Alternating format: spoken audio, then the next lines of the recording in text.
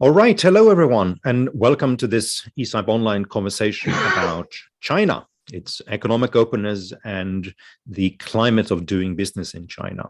My name is Fredrik Eriksson, and I'm very pleased to welcome today Frank Lavin, author of a brand new book about doing business in China, The Smart Business Guide to China E-commerce, published just a few months ago by Penguin. Frank has had a long and distinguished career in US politics, the Foreign Service, and the private sector. He is a former political director at the White House, and his last post in a US administration was about 15 years ago when he was the US Undersecretary of Commerce for International Trade, dealing, among other things, with China. He has also been a US ambassador to Singapore, and between his political appointments, Frank has had senior positions in banking, marketing, and consulting, and most of the time in Asia. Frank, welcome to ECIPE, and congratulations to your new book. Frederick, thanks so much. It's great to be back with you. I've just wished COVID has sort of created a bit of turbulence in the world today, as we all know, but I'm just sorry I can't be visiting you in Brussels as we've done in the past and have these in-person meetings are just a little bit warm, a little more fruitful, but Zoom isn't bad. Zoom isn't bad, and I'm delighted to be able to spend some time with you and with the audience here today. Thank you. No, it's our pleasure, and look forward to hosting you in Brussels next time. Great. So we're going to talk about your book in a minute, but I wanted us to start this conversation in China and current trends of economic policy in China. There is an increasing number of friction, I think we can say, in China's trade with the United States and Europe. And China, of course, is far from responsible for all of these frictions. But the general trend in Beijing's economic policy seems to be that it's closing itself. Business and trade restrictions are going up. Foreign companies may still be making money in their Chinese operations, but it's getting harder and harder. New models for economic policy, like the dual circulation model, is expanding, and China seems ever more intent on using industrial policy to favor its own industries at the expense of foreign companies. So, Frank, what's going on? I think your description is largely accurate, Frederick. I would describe it, though, as a tendency rather than an absolute direction. Meaning it's a question of balance. So I think China is more nationalist today than it was 10 years ago, not just in economic policy, but in political policy as well. I think China is less excited about international participation in its economy now than 10 years ago. And add to that, as we discussed a minute ago, COVID complications, add to that supply chain disruptions. When you simply have seemingly have a less inviting business environment. I think all of that is true, but that's true in a relative sense, meaning there's been deterioration, in my view, compared to, say, 5 years ago in the business environment. And the reason I say that it's a relative sense and it's a deterioration is because EU business activity with China is up this year, up markedly this year, and US business activity with China is up markedly this year. So despite everything you said, which I think is basically accurate, China is still an inviting market, and China still, depending on the sector, welcomes international participation. I would say if you're selling into the market, and today I focus mainly on consumer goods, if you're selling into the market, China's generally an open market. For cosmetics, for apparel, for pet food, for baby gear, for sports equipment. China is a very open market. It's also open for agricultural products. It's also open for food and beverage. I mean, if you're Unilever, you're saying this is our best year ever in China. If you're Coca-Cola, you're saying this is our best year ever in China. If you're Starbucks or Kentucky Fried Chicken, it's the best year ever in China. So in certain sectors, it's very open, very welcoming, very inviting. In other sectors, tech, finance, telecommunications, it's not particularly welcoming. It's tough. And you almost go from sort of presumption of innocence to presumption of guilt, those other sectors. So I think it depends very much what sector of the economy you're in. And would you say, I mean, if we talk about these more difficult sectors, you mentioned tech, finance, for instance, is it a question about business environment getting more difficult for foreign companies, or are we talking about a generic situation where also Chinese companies are finding business life a bit harder? Well, there's a little of both. It's interesting because, there's a nationalist undercurrent in China that, by the way, I don't think is that different than what we see in Europe or what we see in the United States. So there's a bit of nationalism, and there's also a bit of populism, which again is maybe not that different than what we see in Europe or the United States. But that populist element talks about resentment toward this new class, resentment toward the entrepreneurial class, toward venture capitalists, towards tech people, resentment toward the role they play in society. And so there's been a government pushback against the tech sector over the last 12 months. For example, China had some very impressive educational tech platforms, software, networks.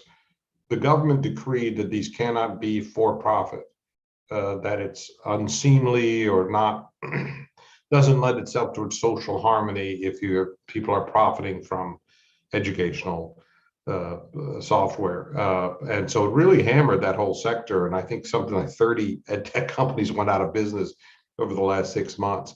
That had nothing to do with international trade. That was simply a domestic move in China against the tech sector, right? So I don't think it's clear that this is helpful to China's economy or society, but it does help the government retain sort of a natural monopoly, if you will, in areas of society that it deems should be under government control, and education is one of those. I think what we would say in the West is, look, even if government bears primary responsibility for education, there's nothing intrinsically wrong with having online tutoring or online homework solving chat rooms or other kind of, even if they are for profit.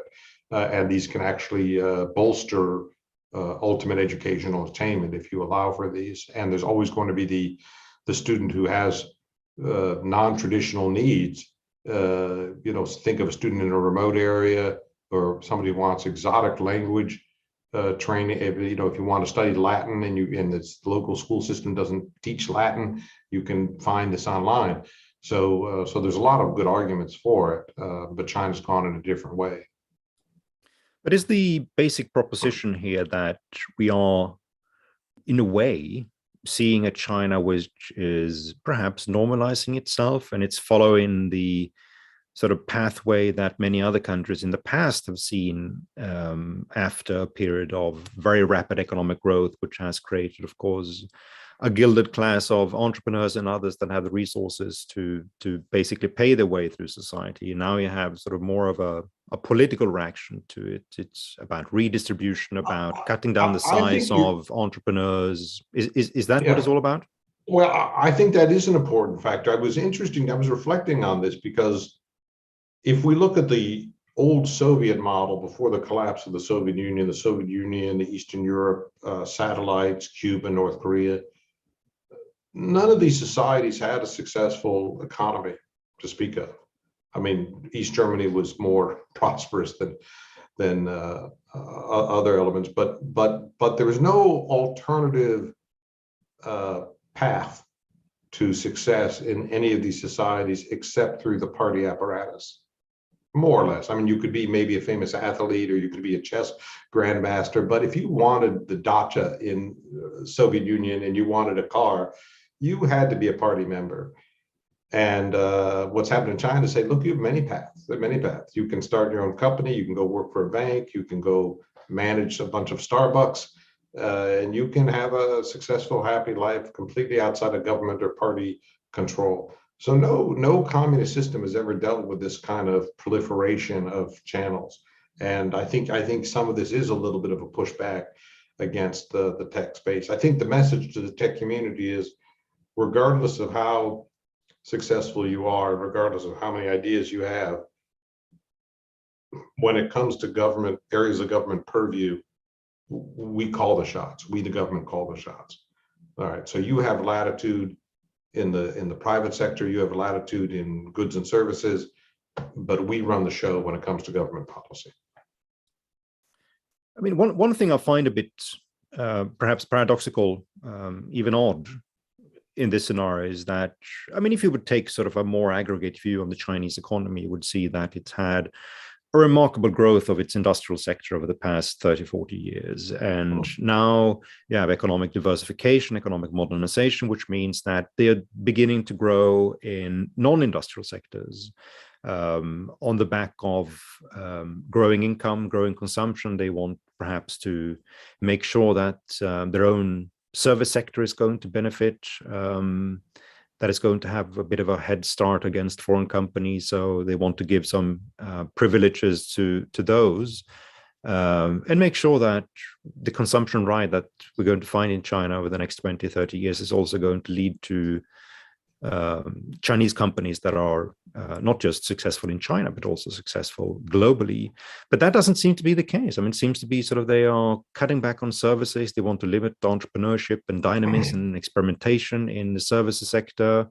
They want to favor state-owned companies now in the services sector. And you have sort of that premium on industrial political orientation that you see in so many other countries as well. Yeah, would you agree? I think what you describe is generally accurate. You know, there's a bit of a paradox in economic development if you're a developing country, meaning if you allow international participation, if you allowed every auto company in the world to come in as they choose and invest and put up the factories, you get over time, over a few decades, you get a fair amount of tech transfer. And this actually spills over your own domestic industry. But you've got to have the patience and the vision to allow this kind of economic activity. But you can see an analogy in the service sector as well, whether it's accounting firm or health services, to say if you allowed the top 30 hospital systems or medical practices in Europe to set up in China and to practice in China, you would provide enormous boon to the Chinese medical sector, but it might take 10 or 20 years for that to ripple through, but you wouldn't end up helping train a generation of Chinese medical professionals. But you've got to be willing to put up with that participation, which from the Chinese point of view, I think they viewed as penetration or sometimes even exploitation. So there's always, every society wrestles between economic rationalism and economic nationalism. And for decades, the balance in China was towards rationalism, to say we've really fallen behind, we're a poor country, we've got to move toward market economics, we've got to move toward open society or open economic platform, we've got to engage the world in trade. That was the dominant view for decades. As China got to maturity, and now it's comfortably middle income with enormous elements of affluence in China, I think that's just less appealing. I think it's less appealing to say we need to do all of this. I think they sort of said we did it, we took the journey. We can now be a little more insular and still have the benefits of a modern economy. I think that's a questionable assertion, but we see how seductive it is.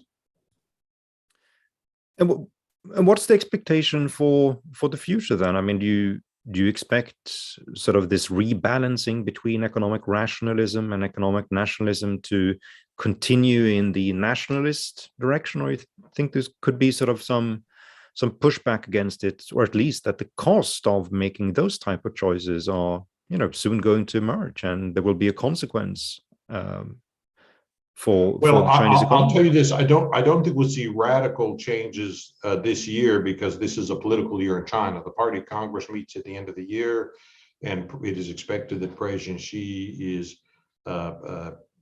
attains his goal of a third term in office. So this year is going to be a year of political stability, where the emphasis overwhelmingly is not going to be on reform or adjustment, but it's going to be on keep growth on track and deal with COVID. And if you and I sit down the last day of this year and say, what did China do? I think you'll say 95% of what China did this year was economic growth and COVID. And that's the goal for this year. But your question, I think, is properly answered after the Party Congress, to say, look, we have an opportunity to open sectors of our economy we choose, or to keep them closed or engage as we see fit. And I think that question is still being debated in China. As you noted, Frederick, the long-term trend is a very positive trend. The long-term trend is a significant reduction in tariffs over 40 years, significant internationalization of the Chinese economy over 40 years. But I'd say over the last 2 or 3 years, that really slowed down or stopped. The appeal of that really faded. So I think it's an open question where President Xi will take the country next year. All right, let's come back to these issues in a while. And I also like to quiz you on how you think Western economies are going to respond to current trends, and what are sort of the development of more specific Chinese policies in America and Europe. But I wanted first to talk about your book, which I found to be sort of a very great read. And I think sort of if I'm going to give you a summary, it's basically you're collecting your business experiences that you've had in China and trying to present what are the key secrets to business success if you want to do business in China. So Frank, what are the key secrets? Well, yeah, and here's a little bit of background. My company works in China e-commerce, and we take European and American consumer brands and we run their China e-commerce program for them. So we're an outsourced provider for companies that might have a successful or nicely growing set of products, but China is pretty remote, and China's a little bit intimidating. Most people don't have a lot of familiarity there. So they forgo market entry, despite the huge size of the market. So what we say to those brands is, look, we can take your products and sell them for you in China. We'll be your distributor, we'll be your agent in China, and we do it through e-commerce. So it's not that expensive. China is the largest e-commerce market in the world. Over 50% of global e-commerce is in China. So any brand can have a pretty successful China strategy just with e-commerce. So that's what, but in terms of bring that into the book, this world of e-commerce gives you immediate data and feedback and results from what you're doing. So you collect a lot of insight on Chinese consumers, and you can take a great European brand and you can try 4 different advertising campaigns online in China, and you can see right away what's working and what's not working. So it gives you a lot of discussion points about Chinese consumers and how they might differ from Western consumers or Chinese Western brands, what they need to do to communicate. And that's the basis of the book. To answer your question, the number one obligation of any Western company in Chinese consumer space is you must have some kind of differentiated product. The product cannot be a generic product. So you either have very strong features in your product or you have a very strong brand.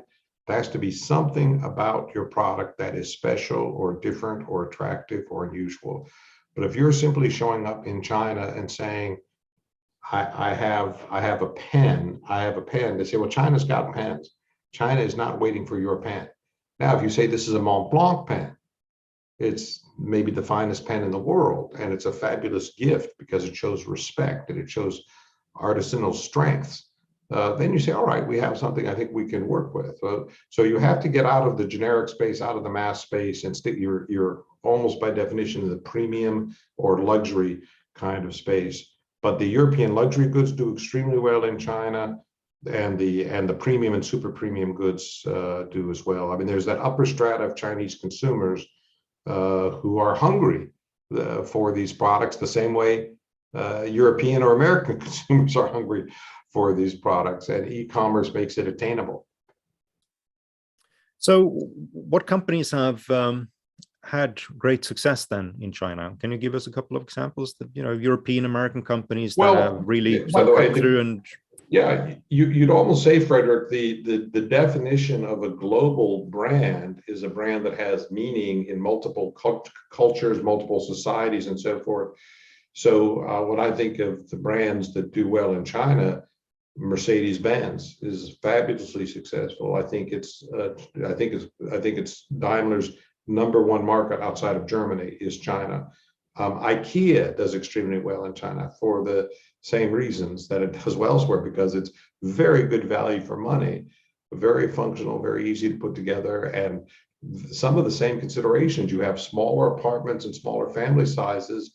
So if you're living in an apartment, odds are you might be living by yourself. You've got to sort of handle everything by yourself, and you put a real premium on the space efficiency that IKEA brings you, simplicity of design, and high efficiency that all IKEA stands for. So it's a fabulous brand. You know, in the American brands, we look at great brands like Nike does extremely well in the market, exactly for the same reason. I mean, Nike made this incredible evolution globally from a brand that stood for technical athletic excellence. You know, we make the best shoes according to them. We stand for technical excellence, but they evolved to stand, no, we're a lifestyle brand. We stand for aspiration, just do it. So anybody at all, whether you're athletic or not, you should wear Nikes, because this means you are aspiring for some kind of better life or some kind of goal in your life. So Nike, all of the Procter & Gamble brands, I mean, the same point, these are everyday items. You could say the Unilever products as well, but you know, whether it's a Crest toothpaste or the shampoo or the soaps, the Tide laundry detergent, extremely well for the exact same reason. People want they want quality, but it's at a reasonable cost, and so these are everyday expenses. How important is it that you have sort of a very thorough online e-commerce strategy if you want to step into the Chinese market? I mean, I think for some companies, especially in that bracket that you talk about, that maybe they have great products, but they find China to be a bit intimidating, maybe far away. Yeah. It's language barriers. They know it's a very large e-commerce market, but they also know it's highly sophisticated, and it's just difficult to find your own niche in that market. So can you avoid it, or do you need to go in on e-commerce as well? It is difficult. And by the way, some brands are very good at telling their story. Some brands do this well in their home market, and some brands just do not do this. Some brands rely largely on word of mouth or a domestic physical store footprint. I'll tell you who had enormous problems making this journey toward digital were the luxury brands. Because if you go back to the earlier days of e-commerce, go back 5 or 10 years, and e-commerce is viewed as a mass market. You know, Jeff Bezos will sell you a book. That's okay, but we're not going to put an Hermes bag or an Hermes necktie or Louis Vuitton 10,000 euro item online. Now you can find it all online. Now that's all there.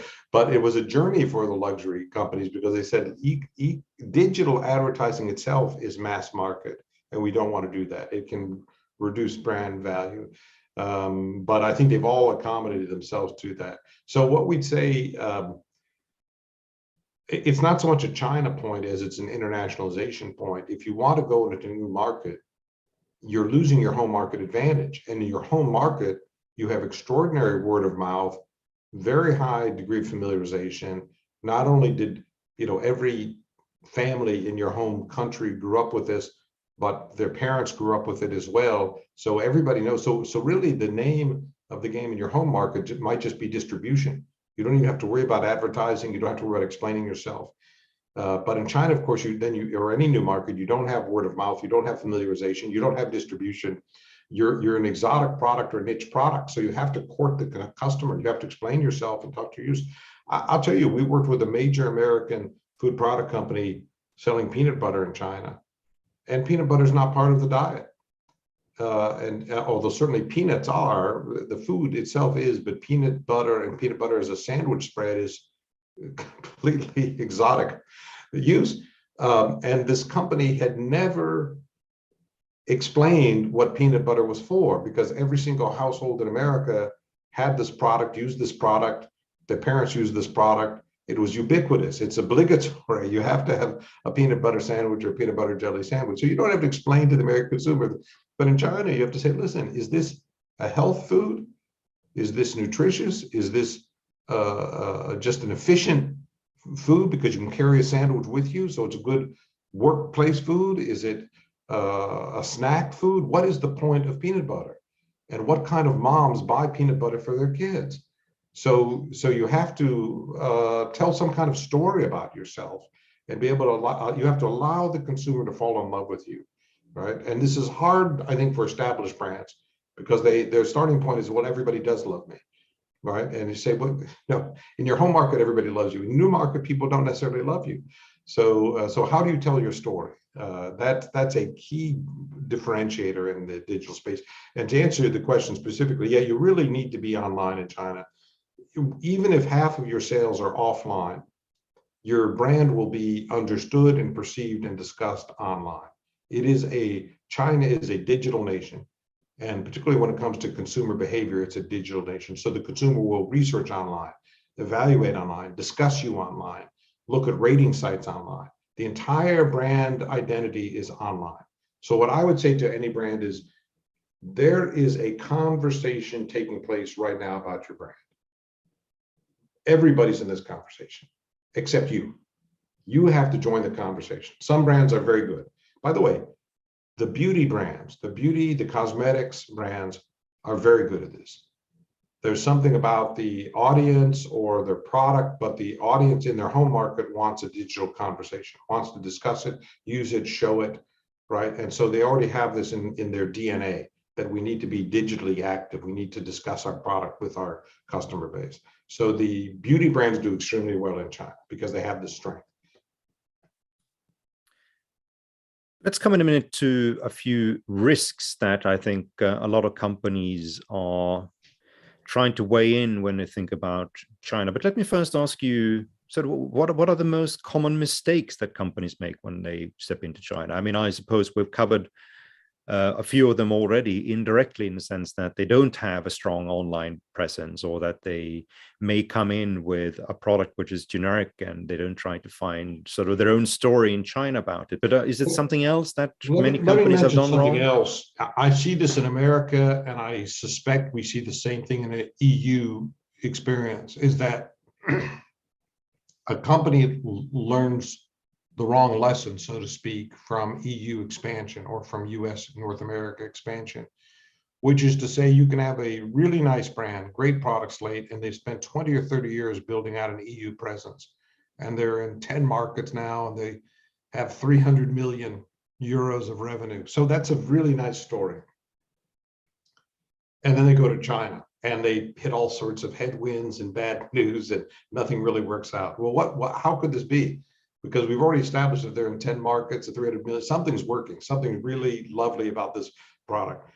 So the most common mistake is the mistake of nothing, or the sin of nothing, which is to say a company goes to China and it changes nothing. It doesn't change its product slate. It doesn't change its pricing. It doesn't change its distribution. It doesn't change its message, because the entire history of the company is with homogeneous markets. If you've expanded across Europe, that's great, but these markets are largely homogeneous. Yes, I understand there's cultural differences. I get all that, but the consumer in Germany and the consumer in France will be 90% the same, 85% the same. So you're not looking at radical. I mean, if you're selling toothpaste, your toothpaste ads in both markets are going to be generally the same, largely the same, right? But you go to China and it's less purchasing power, lower levels of education. It's still a middle market economy, even though online it's very active and there's a lot of affluence there. And there's all sorts of cultural and language gaps. How do you explain yourself to these new customers, and what does the new customer like or dislike? So the point is, for the first time, this company has to do a little market research, a little bit of analysis. Yeah, how is your brand being discussed online? What are your competitors doing online? What are the price points? Who's the local competition from the Chinese brands? So all of those adjustments have to be made about entering the market, because the Chinese consumer, if the French and German consumers are 85% the same, the Chinese consumer might be 60% the same. There's going to be some differences. There'll be some similarities, but there'll be some gaps. So adjusting your messaging, your value prop. I'll give you one example from the US. If you look at it, and this is now a Belgian brand, I'm talking about Anheuser-Busch, which is InBev now. So it's a Belgian company, American legacy brand. Budweiser is the lead brand in the US. And you look at a Budweiser commercial and you see, ask yourself, what is the purpose of Budweiser? Why am I supposed to buy a Budweiser? What does it do for me? What does it allow me to do? The answer in the US advertising is very simple. The purpose of Budweiser is it's how we signify friendship, how we signify a social relationship. What friends do together is have a Budweiser, right? So the whole point of holidays and family activities and enjoying life a little bit is to have a Budweiser with your friend. And this is the value of Budweiser.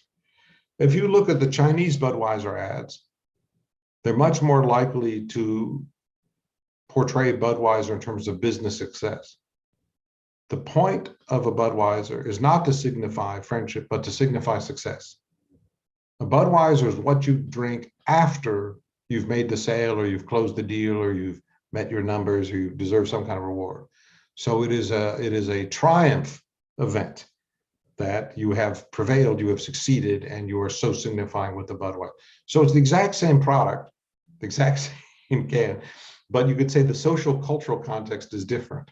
And you want to be able to speak to the consumer in their language. That's a great example. So what about political risks and whether there are problems already now and perhaps in the future for companies that comes from America, for Europe, and that larger sort of political frictions between China and the West is going to lead to a bad consumer reputation in China as well. And one of the reasons I ask is it's one example which has been pretty big in Europe and also prompted a few policy discussions in Europe, and it's the case of H&M, which ran into problems in China because of the situation in Xinjiang with forced labor and migration camps. Now, H&M didn't necessarily court this conflict, but it ended up with it and had a few sort of pretty significant problems with consumer actions and politically orchestrated consumer actions. Yeah. So, I mean, what are the risks here? Sort of that you're going to end up with a bad rap just because you are foreign and that you may not be sort of in tune with the main political messaging, even if you as a company you don't court this conflict, you don't seek it with Beijing. Yeah, look, that's a very fair question because there are certainly sensitivities in China as to discussions of China you'll see very rarely in this world. And I can't think of a similar example, say from a European country or from the United States, where a brand or a company got in trouble because it somehow disagreed with government policy. So there's just much lower sensitivities on these points than in China. Although we know in Europe and the United States, there are social norms. And if an executive in a company says something that is viewed as outside those social norms, the company can be subject to a boycott, or the executive has to apologize. So these sorts of issues can, in different shape, can take place in Europe or North America. But with China, it's typically a government response because they perceive hostility from the company or violated some kind of norm that the government's established. All I can say is move carefully, you move thoughtfully, focus group and test what you're saying and doing, and realize you're in a more sensitive environment, and that just because you have wide latitude for expression in your home market doesn't mean you enjoy that latitude in China. So it requires to be a bit sure-footed in the market, and I'd say, I'd make this point in general to corporate leadership. You probably have a set of behavior in your home market because that's where you're based, where you might comfortably talk about issues from pollution to monetary policy. And this would not, this wouldn't be a problem for anybody because they understand you're from that country and you have a voice in that society. China doesn't normally welcome that kind of involvement from foreign companies. So there's no need, there's no obligation on the company's part to articulate its views on Chinese issues, right? My view is every country you go into, you're a guest, right? And you have to try to behave according to the guest rules of that. And it doesn't matter whether it's a country, whether it's Korea or Mexico or China. You've got to play by the rules they stipulate. if you can't do that, then you really shouldn't enter the market, right? But if you say, I'm going to go to Mexico and I'm going to hold a press conference telling everybody Mexico what I don't like about Mexico, I just don't think that's a very wise approach. I think you can do business in Mexico and have a great deal of success in Mexico, but there's no need for you to hold yourself out as the Supreme Court of Mexico, that it's your job to tell everybody in Mexico what makes you unhappy. So it's only going to result in some kind of pushback. So it does require some kind of message discipline and requires some kind of need to be sure-footed in the market. Yeah, and I think that's a very good segue to come into Western policies towards China as well. I mean, both America and Europe are struggling with developing new policies vis-a-vis China that, on the one hand, try to maintain some or a high degree of openness, but at the same time also responds to problems that is emerging in commercial relations with China. The Biden administration has kept Trump's tariffs on China, and I think in the spirit of a middle-class foreign policy, probably going to look to increase some of these restrictions on China, especially in the field of technology. The EU has proposed a raft of measures recently that will have the impact of basically reciprocating China's barriers to trade and market-based competition. So do you think they are on the right path?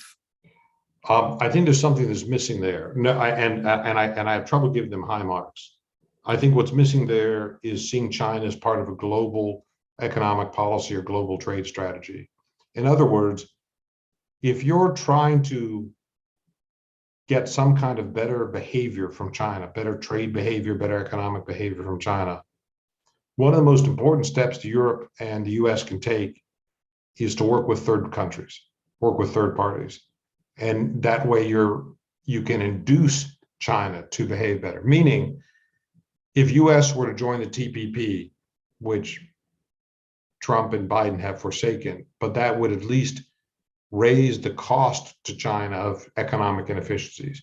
If there were a transatlantic free trade area, it would raise the cost to China of its own inefficiencies, and it would help move us toward global norms.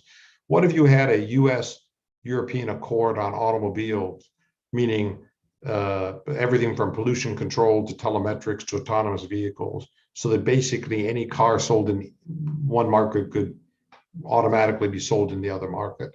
The point is, if you do that, you have a global norm. The Japanese come on board, the Koreans come on board, and you've established. So if you're trying to get China to adhere to global norms, you need to establish the global norm. And the more options Europe has for trade, the more powerfully you can communicate with China. The more options the US has, the same thing. Now, unfortunately, over the last 5 years, the US has closed a lot of doors on trade. So the US message to China is, we're very unhappy with you. We don't think you're trading fairly. We want to do less with you. But then the US message to the rest of the world is, we're unhappy with you as well. We don't like anybody. To say, well, you have to decide at some point that you want to have friendly relations with somebody, and you're better off probably working on enhancing friendly relations. So what we saw, if I may say this, what we saw from Trump was really at variance with traditional US trade policy. Meaning, if we go through the modern era for sort of 40 years, from sort of 1950 to 1990 or 2000, 40 or 50 years, the starting point for US trade policy was to recognize that every country in the world had a different appetite for trade, different appetite for liberalization, a different appetite for moving ahead. And the mistake would be to try to change that appetite. There's very little we can say or do to anybody in Europe, in China, in India, to say you need to liberalize faster. We'll always say it, but Europe decides for itself how fast to go. China decides for itself how fast to go, as does India or Mexico, everybody. So the point is, we can't change your preference. What we should do then is just try to work for those who have the strongest preference. The countries in the world that have the most appetite for liberalizing on trade, who want to run the fastest, go the fastest, do the most good, let's work with them. And let's not worry about the laggards, right? And our goal in life cannot be to try to rehabilitate companies that have no appetite for trade. Now, that's easy to do when all the countries have smaller economies. It's harder to have that policy when China is so large and so massive that its trade distorting effect has broader consequences. Nonetheless, I would say the starting point for Europe and America is go as fast as you can with all the countries that want to work with you, right? And don't focus your effort on trying to work with countries that don't have much appetite for working with you. Yeah, no, I think that's a very, very valid point, Frank, and I think it's generally part of any economic strategy that America or Europe should devise in order to be able to basically raise its competitiveness and its profile in the global economy in an age, of course, where the relative significance of China is just going to grow. That's what we're going to see in the next 30, 40 years. I mean, by 2030, China is probably going to be a larger economy than America. By 2050, we're talking about sort of a pretty strong position for not just China, of course, but for a few other countries as well. And Europe and America would do well to prepare itself for this type of future by working more closely together and making themselves more competitive. So we have that on the one hand. On the other hand, we are confronted with some more specific issues that China is raising. Some of them relate to security. Others relate to, for instance, what we were talking about in the past on issues around human rights, the political environment more generally. Here in Europe now, we are seeing the development of policies that are going to have a consequence on any company that have a supply chain which goes into difficult countries like China. And I think this places a lot of companies in a difficult position in the sense that they are facing regulators, consumers in Western markets that are increasingly worried about any participation in the supply chain from forced labor and such examples. On the other hand, it's increasingly difficult to find a conversation with China about how we're going to manage these issues. And they may end up in a position where sort of the only option is to exit China. So how do we deal with that? Yeah, no, look, there are complications. There are political issues in China, there are political issues back in Europe or in the US as well. I would not advise countries to exit any market in general. I think we're all concerned about human rights. My starting point is that the core question that a company has to ask itself in a market that might have human rights problems is the company's own corporate culture and behavior and activity consistent with its norms? Is it respecting consumers and treating consumers the right way? Its employees, is it being fair to its employees? Is it observing its own human rights policies internal to its companies? Meaning, I don't expect a European company operating in Saudi Arabia to change Saudi Arabia. Over time, Saudi Arabia might change, but not because of what Brussels might say or Washington might say. But I do expect any European company operating in Saudi Arabia to observe its own norms so that women are treated fairly, so that there's policies against sexual harassment, so that it's not participating in any untoward activities. All right. And I'd say on that basis, I'm quite comfortable for Western companies to participate in Saudi Arabia. And I think perhaps over time, it might have positive social impact in helping at least the corporate sector of the society understand about what a modern society looks like, right? So I think isolation, the sort of the alternative argument of saying I'm unhappy with the way Saudi society is organized, therefore I'm not going to. I think isolation doesn't get you anywhere either, right? It's a symbolic statement, but it doesn't help address the problem. So I would encourage companies to get involved in the market, and I'd encourage internal discussions and say, we have a manufacturing facility in China. How are our employees being paid? How are they being treated? If there is a complaint, if there's sexual harassment or something other terrible happens, what rights do the employees have? Who do they go to? Are we being good corporate citizens, right? So that everybody in our business in China is being treated consistent with global human rights norms. And what about issues like, for instance, subsidization of Chinese companies that have the effect of making life a lot more difficult for foreign companies, not just operating in China, but operating in third markets as well. So right. There seems to be now sort of a pretty rapid increase in government spending in China on different sectors. And of course, that's going to spill over the border and make life, make competition difficult in many other surrounding markets. By the way, I think your premise is accurate. I think there's just something seductive about government spending that's sort of an open-ended bias that governments have. And China might be particularly vulnerable to this because their government ministries are organized along old sort of Soviet lines, where you have a national rail ministry and a national steel ministry. And so your ability to push back against steel subsidies is very limited. That whereas at least in the US or in Europe, at least you'll have a political discussion and maybe you can restrain yourself to some extent. So I think it's a long-term challenge for China, which is to say, how do we escape this, because it's expensive and it's enormously inefficient. And as you observe, the rest of the world has to live with this. It creates economic problems or even political problems for the rest of the world.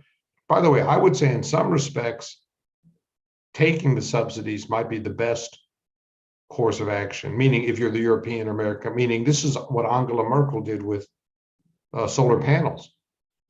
She said she determined that Germany benefited more from having subsidized solar panels from China than it benefited from protecting its own domestic solar panel industry, which would have created solar panel jobs, but would have made solar panels much more expensive and would have hurt Germany's overall energy position. So I think you have to be wise enough to say, if the economic benefit from accepting the subsidy exceeds the economic cost of pushing back, we might just accept the subsidy, right? So the subsidy can be to your economic benefit. But that would be sort of a case when you're still talking about an input or a market where the margins weren't that good, and sort of you can expand your margins in the economy by sort of importing subsidized solar panels, but sort of all the money you're going to earn is still going to be in the service. And sort of when you put these panels on the roof of households and of homes and factories, etc.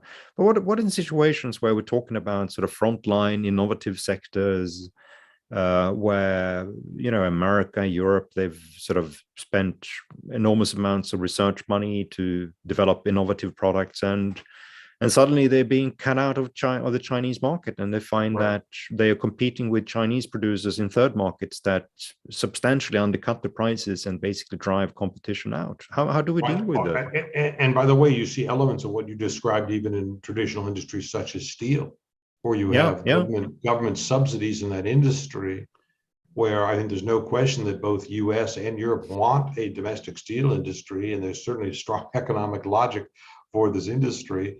And it can, large segments of it can compete globally. Maybe some, it's going to be tougher, but how do you deal? Look, as you were suggesting, Europe and the US can defend against that in their domestic markets through trade remedies, through anti-dumping and countervailing duties. But it's very, very tough if China is going to subsidize its steel exports, and we're competing in Africa for some construction projects. It's very, very tough to compete against that. So you're absolutely right. Look, I don't think industrial policy works. I don't think it helps the country that's adapting industrial policy, but it's seductive and it can work in a specific incident. So in general, or in the long run, the cost exceed the benefit. China's done itself enormous damage by subsidizing its steel industry. Right, and you can talk to people from the Ministry of Iron and Steel, and they say, look, we've got a few million people who work in our industry. We're not going to just throw a few million people out of work. Well, that's the same argument we hear in the US and here in Europe. And I said, yeah, of course, nobody can propose that you just fire 3 million people, but you could have a phased out of the older plants, the heavy polluting plants, and there could be, over 5 or 10 years, you could rationalize it a bit without any real pain. So that's a very different policy. But China's not shown that kind of appetite. This, by the way, we're into an interesting decade now in China. You began this conversation by asking Xi Jinping and what might he do after he gets his third term. What's interesting, though, to bring it to this current discussion, this is the decade in which China's workforce has already started to shrink. So its industrial workforce is shrinking and its overall workforce is shrinking. And later this decade, its population actually starts to shrink. So I think this puts these questions you're raising front and center for the first time. I think if you'd asked a Chinese policymaker 10 years ago, how does this work? To say, look, I'm absorbing millions of people into my workforce. I've got no choice but to keep this humming. Now they're saying, look, actually, our workforce is shrinking. So I've got to become more automated. I've got to close down less efficient plants. I've got to focus more on societal dimension of what I'm doing. But to my mind, in China, this will tend to be a lagging phenomenon, meaning it will take several years to fully internalize this and get an agreement on this. Maybe that's not too different from Europe or the US. But so I see the market correcting itself. I mean, many countries that are confronted with demographic decline, in the sense that average age is going up, and after a while, the labor force is going to shrink nominally. Many doesn't respond by sort of becoming more open, more productive, and more interested sort of in economic rationalism more broadly. They rather see it as perhaps a development that is going to prompt them to become more defensive about the world. You think sort of, is there a risk for that type of development in China, sort of that a shrinking population is going to feed into a political notion which is more exclusive and introvert? I wonder about that, Frederick. It is striking to me how insular Chinese leadership is. Among the great powers, the major powers, it is extraordinary how inward looking it both for career paths, for policymaking. I mean, it is, you won't find this in Europe, which tends to be much more broad gauged. You won't find this even in the US, which tends not to be, I think, quite as internationally oriented as the European countries, but still, meaning if you looked at a cabinet in Europe, of a European country, the cabinet, and you ask how many of these members of the cabinet of Italy or the Netherlands or Poland, how many of these people studied abroad or worked abroad for at least 6 months in a new country? I think you'll find a reasonable percentage in these countries have that kind of international experience. If you ask that question in China, it's going to be more or less zero, more or less no one. No one has firsthand experience of other societies or how they work or how they operate. Nobody studied abroad. Nobody got a degree abroad. Nobody has friends from another country. I mean, what we would say is a rather routine element of someone who aspires. If you want to lead a nation, you ought to have some kind of international orientation. I'd say it's very different. The way to the top in China is very simple. It is a 50-year-long job interview. And there's only one question on the job interview. Are you one of us?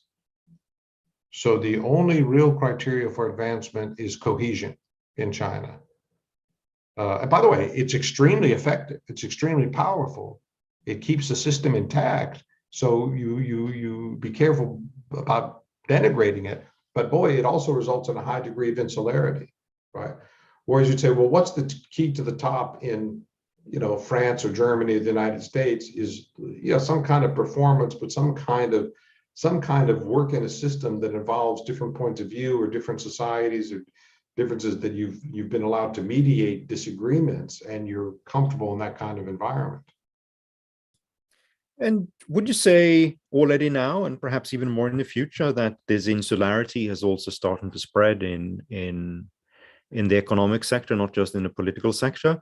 I mean, I've picked up from both from companies and from European Business Association there that they find that, the diversity in the workforce is getting smaller, that the international expat community in some of the large Chinese cities are shrinking, and it's increasingly difficult to be a foreigner living in China, leading to sort of a situation where it's just difficult to put together the type of teams, the type of human capital you need to have, compete with globally. I don't know. I think it's a little more complicated because what you described, I think, is accurate. Some of this is COVID driven. that the international population of China is shrinking. That's sort of the bad news, if you will. The good news is China's done something extraordinary that no other communist society did, which is allow its young people to study abroad. So although party leadership isn't international, society at home, society at large has quite international orientation. So it's really kind of impressive that China said, you know, we do want to have world-class economy. We do want to have world-class engineers and thinkers. We do want people exposed to international activity. So on a societal basis or economic basis, there's a strata of managerial talent and financial talent, which is quite impressive in China. And again, the Soviets never had that logic. They never had the confidence in themselves. They never went down this path to say, we want our young people to travel abroad and come back. All right. So I give China credit for making this big step. All right, we are very soon going to end. Just a final question, Frank, which is around China's own outward orientation, Chinese investments in third market, Chinese investments in America, in Europe. Are you bullish or bearish? I think it will continue, but I think there's going to be a lot more scrutiny, a lot more skepticism, right? So I think I'd go back again to, well, what sector are you in? If you're in consumer goods, if you're making, you know, household appliances, household electronics, like some of the Chinese smartphone manufacturers have gone global, I think people will feel very comfortable with that activity. But if you want to be in the financial sector or the energy sector or even the tech sector, you're going to get a lot more scrutiny. And there's all sorts of concerns about Chinese participation in the economy. So I tell my friends in Beijing, you know, China's economy is so large, it's globally consequential, and Chinese political system is so different that it's really different than every other major economy to have a one-party state. It's just not the common practice. So I said, those two things tell me that China will get more applause from the international community than it's ever received in its history, and it will also receive more criticism than it's ever received in its history, right? Because it's now front and center on the world stage. Yeah, indeed. That's, I mean, what I used to say, which is that for the past 25 years, the biggest friction in international trade has been the rise of China. And the biggest friction in international trade in the next 25 years is going to be the rise of China. So it's, and I suppose that's the inevitable consequence of commercial success. Frank, it's been a great pleasure talking to you. Thanks so much for taking the time. Thanks for writing a great book, which I recommend everyone to read who has an interest in sort of the nuts and bolts of doing business in China, especially in the world of e-commerce. Let me also say thank you to all of you that have participated. As some of you will have noticed, I have brought in comments that I've received through different channels from you and put them to Frank. And we are most certainly going to come back to the issue of China in the future. Thank you so much.